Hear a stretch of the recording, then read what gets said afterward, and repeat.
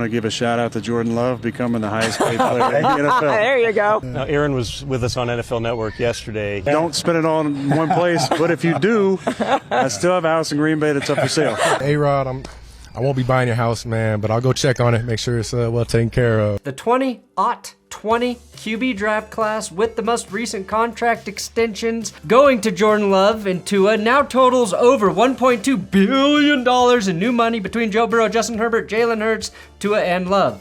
Will any of the teams who just paid these QBs regret it? I don't know, but we'll try and figure that out today as we talk about these sexy-ass QBs. Yes, your net worth equates to sexiness in this world. This is the first ever billion-dollar QB draft class. That's crazy. Will it be the last? Doubt it. Josh Allen, Lamar Jackson, and eventually Baker Mayfield all got paid from the 2018 class, but they fell short of $1 billion by a few $100 million. Do the guys who just got paid deserve this money? And is this the best quarterback draft class in the last 25 years? I'll answer that all today. The most impressive thing though isn't the $1.2 billion. It's that all of these quarterbacks were selected in the pandemic draft. The Roger Goodell is falling asleep because it's past his bedtime draft. And 5 teams found their franchise QBs? What the hell? It doesn't make sense. And it is the greatest proof that the draft is kind of a crapshoot, right? That's good. Sports.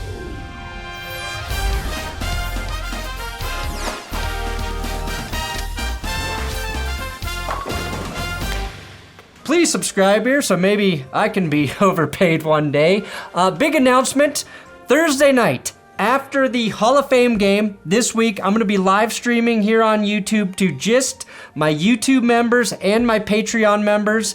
We're piloting a new show that we're going to air live for everybody during football season as a Thursday night football recap show / podcast. It's called the That's Good Sports Show. Real original, I know. But as we work through the tech side and iron out the show, we're going to stream it to just the YouTube members and Patreon members so you can help give me feedback. Let me know what's working. It's a brand new show with some new people. Will Keys will be there. There's some other guys you just got to tune in to find out. So if you're a member, look for those links and help me shape this show so that it doesn't suck. Please.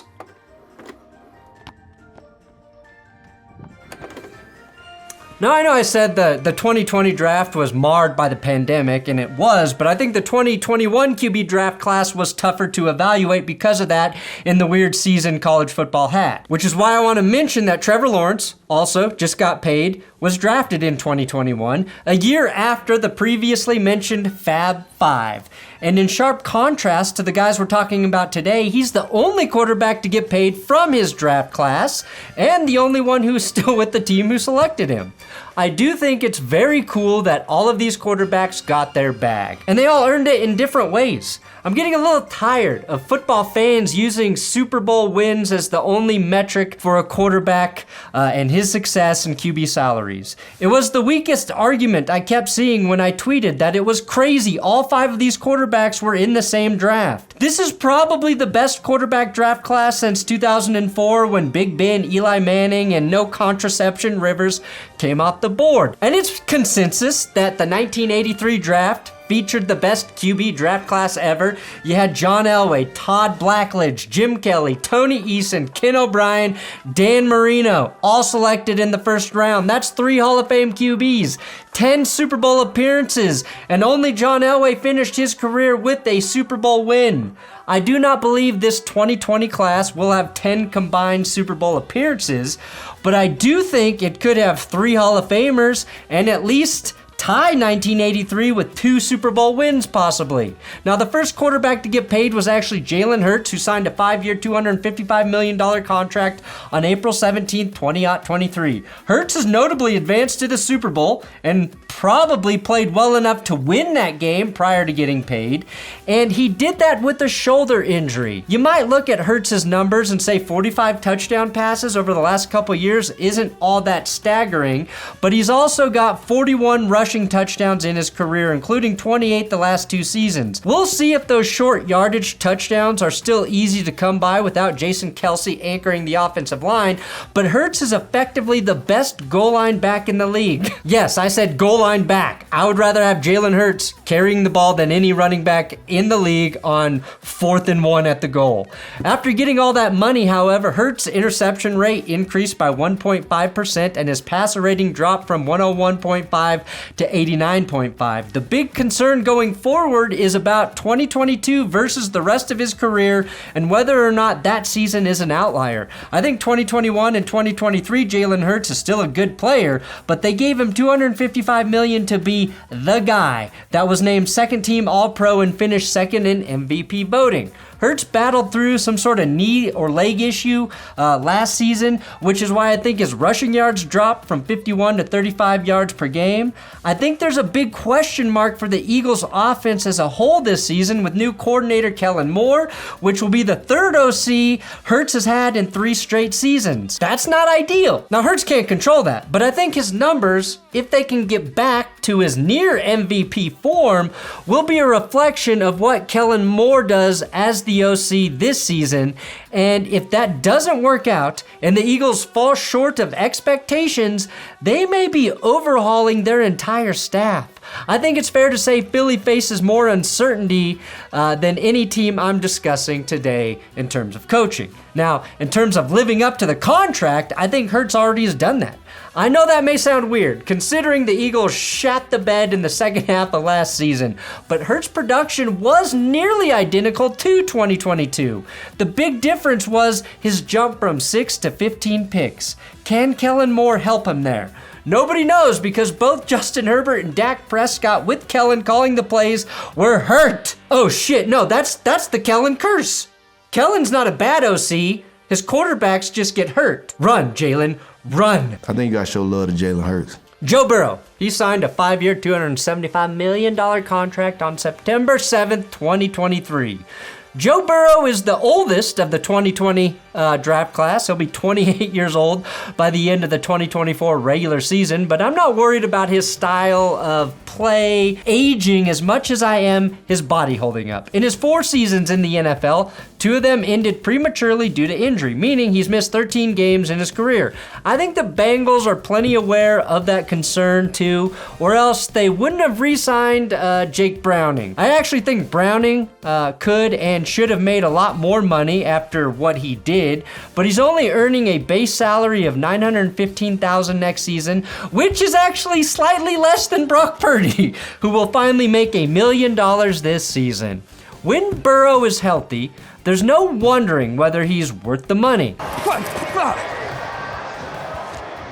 A bug just flew into my mouth. In his 2 healthy seasons, he combined for 69 passing touchdowns and nearly 9,000 yards despite getting sacked 92 times in 2021 and 2022. Like, you can knock his head off and he don't change. Somehow his playoff record has been used to criticize Burrow, but let me remind you that he's got 5 playoff wins for a team that was on a 6-game losing streak in the playoffs and hadn't been to the Super Bowl since 1988. Burrow transformed this Bengals team on the field and off of it. They were the most toothless, non-threatening franchise the league had to offer until 2020. It's a PG show. It's a Disney Channel. Yeah. He's going to be worth every penny of that contract, provided he stays upright. And there is some minor concern there. Burrow has a 6.2 sack percentage, second highest sack percentage of the Billionaire Boys. Not to be confused with the Billionaire Boys Club, the 2018 movie starring Ansel Elgort and Kevin Spacey. Hurts has the highest at 6.7. Quarterbacks who have a higher sack percentage usually run more than the average QB. Hurts, Lamar Jackson, who has a very high sack percentage at 7.4. Kyler Murray do so because they're holding onto the ball, waiting to make a play. It's his only weakness, in my opinion. I want to see him get into that Tom Brady area where you know he's not going to run and he's not that fast, but you can never fucking sack him. And that comes with time. Now, the Bengals will never regret paying Joe Burrow, even if he never finishes another season. He's already done more for them than any quarterback since Boomer Esiason. You can talk stuff to Joe all day and he'll laugh it off, give you the smirk, and come out and dime you up. Justin Herbert signed a 5-year, $265 million contract on July 5th, 2023. The big word for Justin Herbert is always if. What if he had some help? What if Mike Williams was healthy in the playoff game at Jacksonville? What if he had a competent head coach? If Worms had machine guns, then birds wouldn't be scared of him. I think those excuses are mostly gone heading into 2024. Herbert has been seen as an elite level quarterback who's been hamstrung by his team for the first 4 years of his career. But now he's got the support of a truly insane but very capable head coach in Jim Harbaugh, who's going to take the pressure off of his QB and give him a running game that'll carry the load on offense. A big change, philosophically speaking, as the Chargers always had an offense whose load was blown by their quarterback. No contraception. They were 30th in team yards per carry in 2022, the year they made it to the playoffs. A year ago, they were just 27th in the same category. Herbert averaged over 40 passes per game in 2022, his last fully healthy season. Sorry, he played through rib cartilage injury that season. He wasn't healthy, but he played. That's not going to be the case, though, with Harbaugh in 2024. Just ask J.J. McCarthy. Herbert has all the arm talent, right? As did John Elway. And just maybe Harbaugh can balance the offense for his quarterback like Shanahan did in Denver when he arrived in the mid-90s. Luckily for Herbert, he's getting that possible savior much earlier in his career. The question for Justin Herbert is whether he'll be an efficient quarterback without the volume of passes that he had early in his career, and I think he'll be just fine. The question for the Chargers will become this: if the offense is built more around the running game and less around the quarterback, is it still worth it to pay that quarterback close to a fifth of the cap starting in 2025? Is that the most efficient way to construct your roster given the identity of the team? We'll see. Just as importantly, is $265 million enough to tolerate Jim Harbaugh every single day? Squeeze it! It will be if Herbert is winning all of those one-score games instead of losing them. Jordan Love inked a 4-year, $220 million deal with the Packers, just in time for him to get the parameters of a good prenup drawn up, the way true Love intended.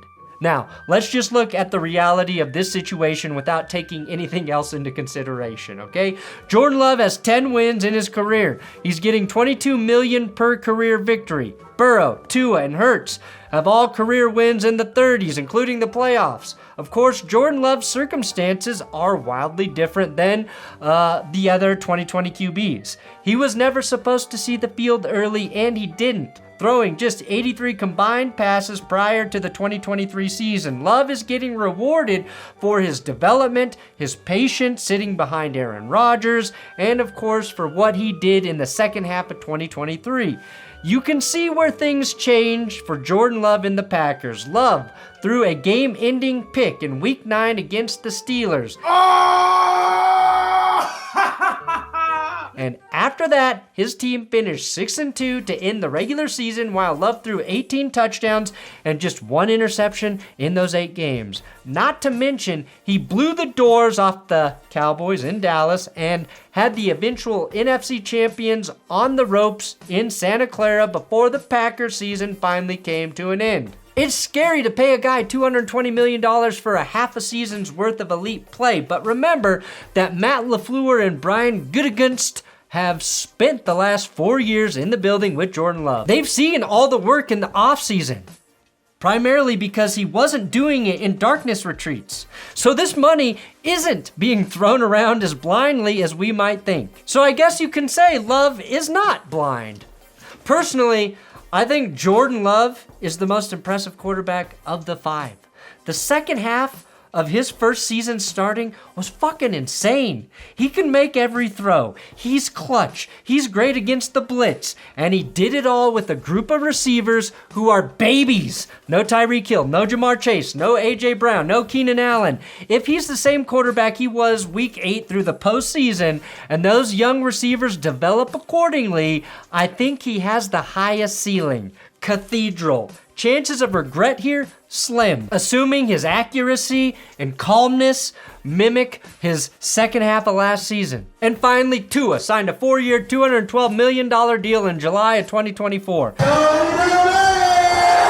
I think the guy I'm pulling for the most in this group is Tua, and I think that's because it feels like he gets the most hate. The largest population of people yelling, "He didn't deserve to be paid!" He's also got the weirdest supporters in Tua non. But he's ended a very long stretch for the Dolphins as a team not having a franchise QB. No offense, Ryan Fitzmagic. They know it's a tough thing for me to hear. This was a team taking a flyer on Josh Rosen a few years ago, and the last guy they had was Dan Marino, who also never won a Super Bowl, but is still considered one of the greatest, if not the greatest passers in NFL history. Marino's career earnings, by the way, $51 million. So Tua will get more money in 1 year than Dan got in 17 seasons. That actually does seem unfair. Now, Joe Burrow and Justin Herbert have both battled injuries in their NFL career. People were saying, though, Miami should draft a new quarterback because Tua missed time with concussions in 2022 and rib and finger fractures in 2021. Burrow and Herbert get hurt, it's not their fault.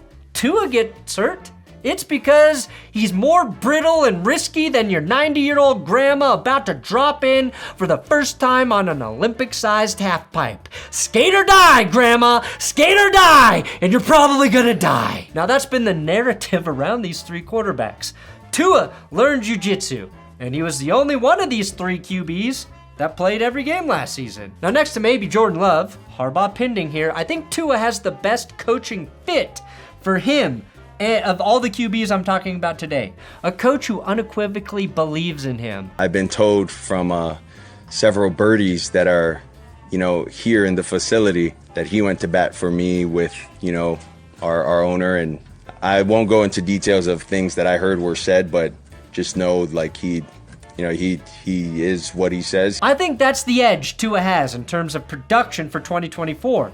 I'm sure Zach Taylor feels that way about Joe Burrow, but nobody thinks Burrow needs Zach Taylor. McDaniel and Tua need each other, and that's only a bad thing if one of them is gone. Since McDaniel and Tyreek Hill arrived in Miami, not only has the city's population doubled, thank you Tyreek, Tua's passing yards and touchdowns have skyrocketed. I don't think Tua would be as good without McDaniel and Hill, but that's okay.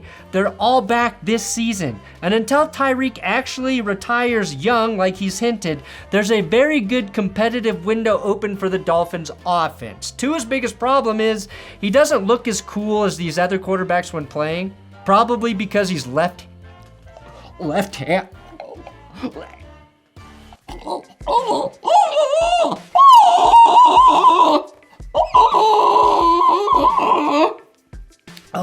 Handed. Is that a dolphin I just got possessed by? I don't want to sound discriminatory because I'm vehemently opposed to such things, but left-handed quarterbacks make me sick. Tua doesn't have the arm strength as any of the billionaire boys, but he's probably got the best touch of any of the quarterbacks on this list. Tua led the league in passing yards last season. He and Josh Allen were tied for 5th most passing touchdowns at 29, 2nd most yards per attempt at 8.3, and yet there are more question marks about Tua than any of the other dudes in this episode, and I think the reason for that is we haven't seen Tua deliver for Miami in the big game. He didn't play against the Bills following the 2022 season in the wildcard round due to injury.